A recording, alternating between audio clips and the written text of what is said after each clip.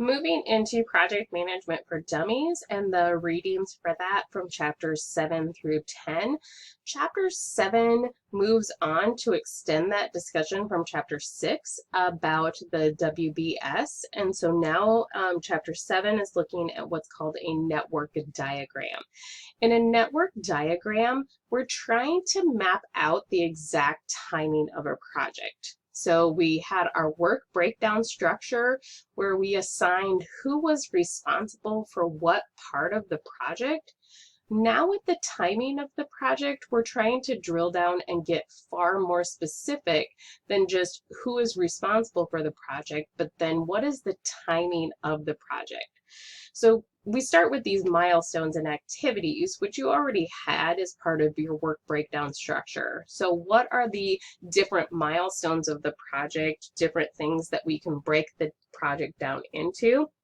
And then what are the activities of those individual milestones that need to be completed? And then we get into the hard part. What's the duration of those activities? How long should each one take? If we're trying to have a project done in 6 months, then we need to know, can all of those activities actually be done in 6 months? And we also talk about, are there activities that need to be done independently, such as activity A has to be finished before activity B can even be started? Or are they activities that can be done at the same exact time? So Bob can work on it at the same time as Jenny is. What is the duration? So does that activity, is it going to take 3 days? Is it going to take 3 months?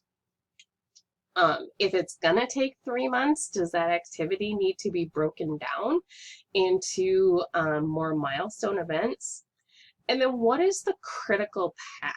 So the critical path is the path through your project that has to happen, and it has to happen in order. Okay, so there are often different side activities or activities that are off the critical path that aren't as things that you have to look at, but the critical path is if something happens along the activities in this path, your project is going to be completely derailed, and you're going to have to look at, as we get into chapter 10, a lot of risk management things. What are your constrained resources? So when we're looking at a constrained resource, that means there is a limited amount. For example, talking about data analytics. So you need data analytics. You need information. Maybe there's only one person in your organization that has access to that information. How much time do they have to spend on your data if they're the only person in the entire organization that does data digging and data analysis? So they're a constrained resource. They only have so much time in their workday. And if your project is just one of several projects that they're working on, they can only give you so much time. So how does that constrained resource affect the duration of your activities? And thinking about timing of, okay, I don't need them until like week 3 of my project, but then it turns out during my planned week 3 of my project, that person's on vacation. Well, then what does that do? Well, that puts me a week behind because I planned for their resource when they weren't available for it. So there's a lot of coordination in project management and really understanding your resources, the people that you need, the skill set that you need, who and when you need those things. Okay. Then moving into chapter 8. Chapter 8 is talking more about what are those actual people that you need. So who is interested in working in your project, who's available to work on your project, who wants to work on your project, and then what are their knowledge, skill sets, and proficiency. So when you start looking at that, you might find that you have holes in one or the other.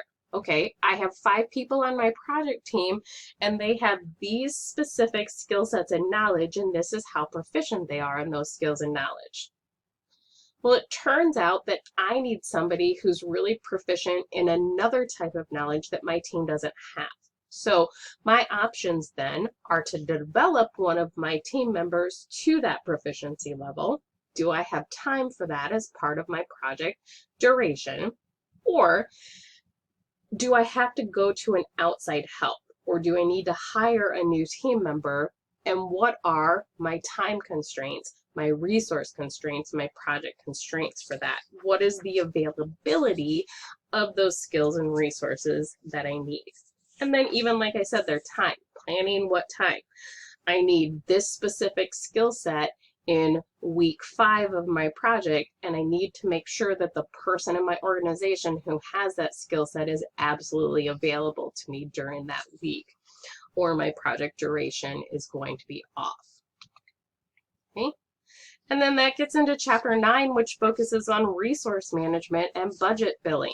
So what resources do I need?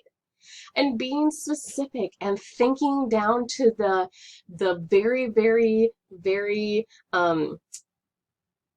minute level. Not just thinking, okay, I know I need resources, I need some training materials, I need some, do you need meeting space? Do you need pens and pencils? Do you need paper? Do you need to make copies?